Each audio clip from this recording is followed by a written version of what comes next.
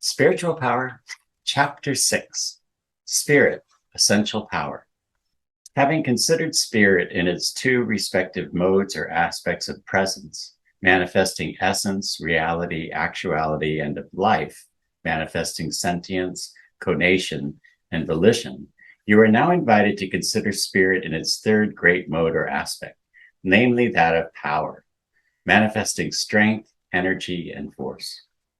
We have defined the several terms power, strength, energy, and force in a preceding section of this book, and shall assume that you are familiar with the several shades of meaning involved in them, and which you are asked to combine in your concept of spiritual power.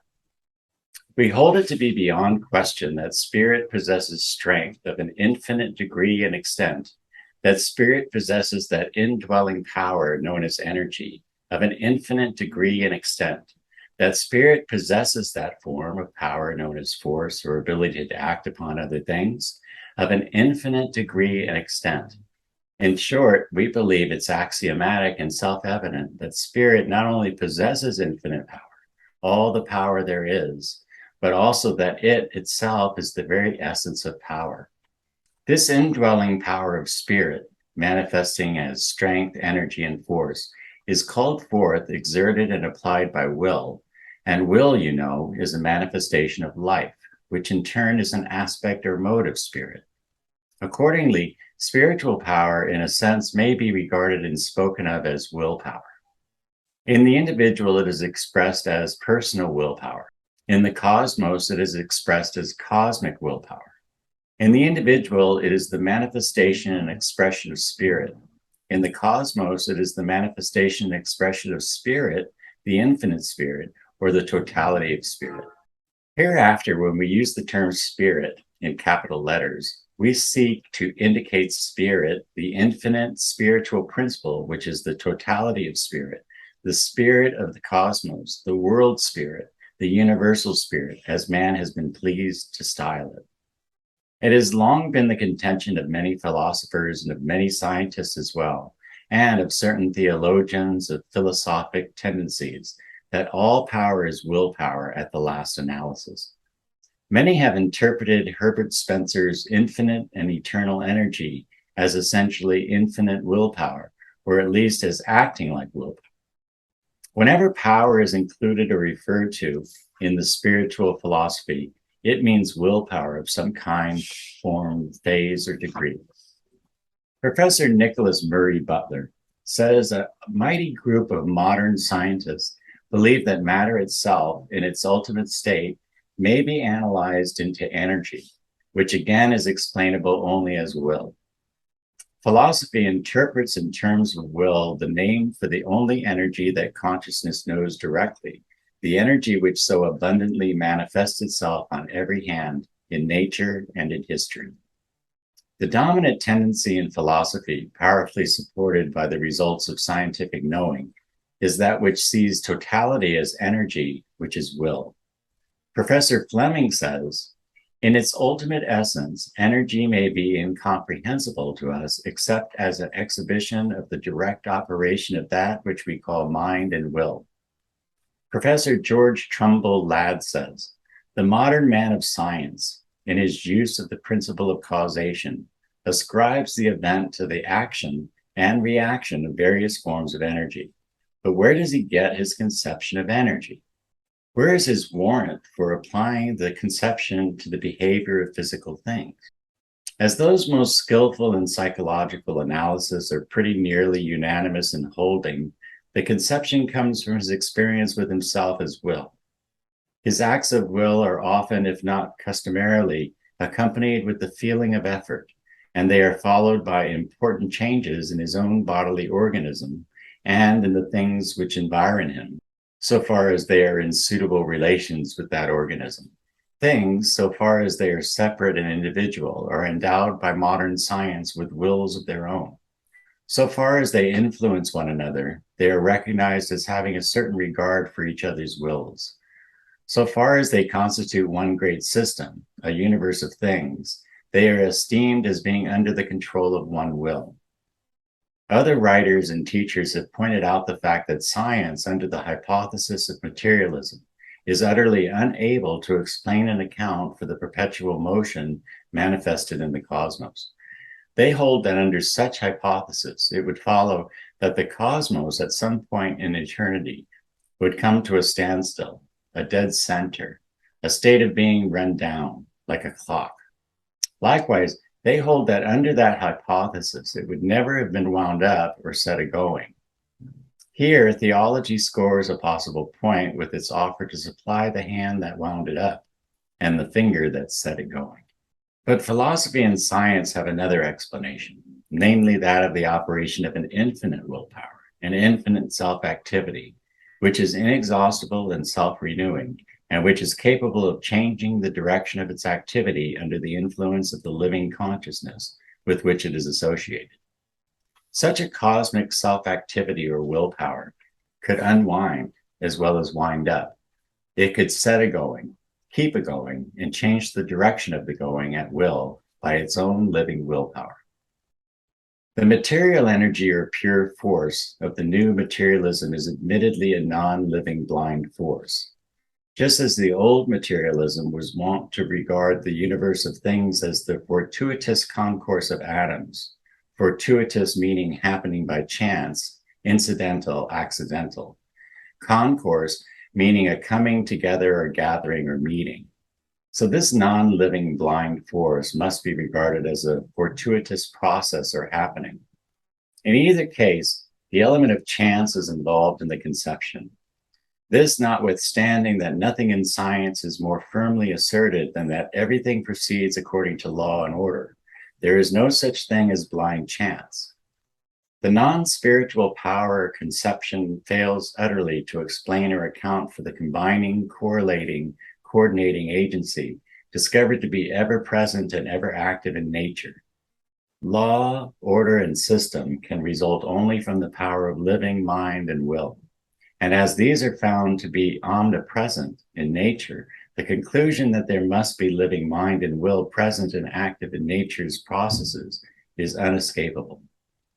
Intellect so reports, and intuition positively insists upon its truth. Spiritual philosophy, on the other hand, asserts that all power is willpower, the willpower of the living spirit. Even the purely material forces are regarded by it as phases or forms of this willpower. If the atoms and particles of matter be ensouled with the elements of sentience and of will, as Haeckel and others positively assert, then the aggregations of these atoms and particles must also be so ensouled. If the attractions and repulsions of the particles of matter are evidences of likes and dislikes, and the response of will thereto, then a like explanation is logical also in the case of the attractions and repulsions of masses of matter.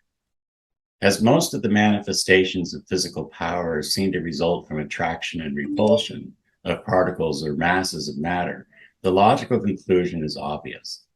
Likewise, the same conclusion is inevitable in the case of the atomic attraction and repulsion, which result in chemical affinity, and its opposite, which constitute the reason and cause of chemical processes and changes. That life has force, power, energy, you know from your own observation and experience. You have seen the moving power of growing plants, tree roots, etc. Life power raises the giant redwood trees far above the ground, using gravitation as a lever, as a something with which to press back or to kick backward. Life power in the growing tree trunks splits apart solid rock. Life power in the growing giant mushroom raises and cracks heavy concrete pavements. All this life power is living willpower. Great thinkers believe that the power of gravitation and of electricity and all the other great forms of natural power are living willpower in some form or phase of manifestation and expression. Natural power, so interpreted, becomes something far more understandable than when interpreted as blind force. You can understand it far better in this way because it seems so much more like yourself, more in accordance with the life power manifesting in and by yourself. Self-motivation is explainable in terms and concepts of living willpower.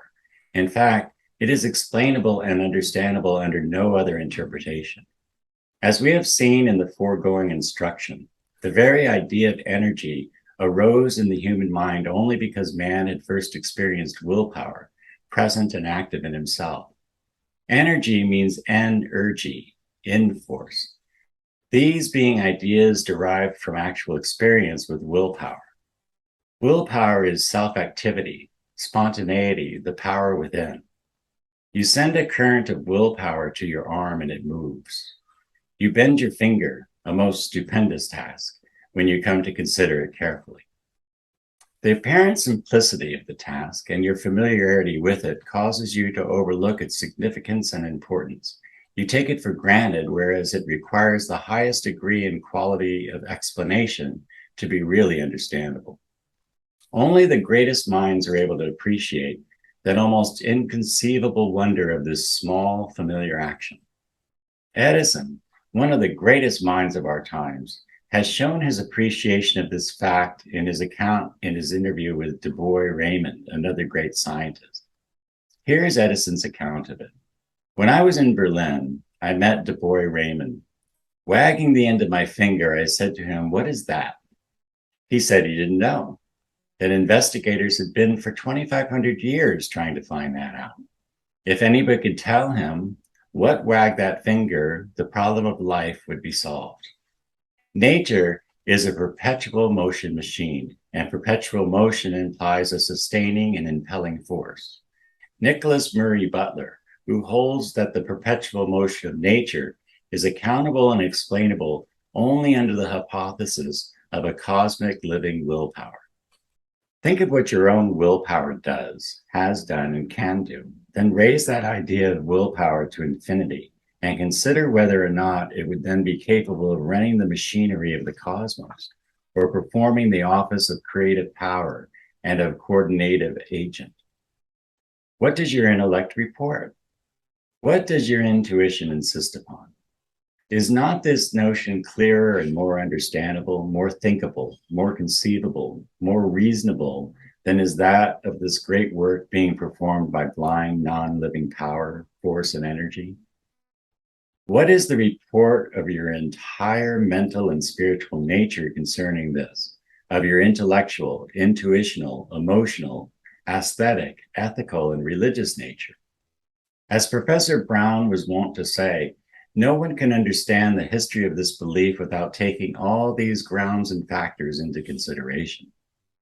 But objects, the ancient materialism and its offspring, material energism, how can we conceive of spirit as creating material forms, building up hard rock and crystals, hard metals and solid substances, solid, firm, hard matter?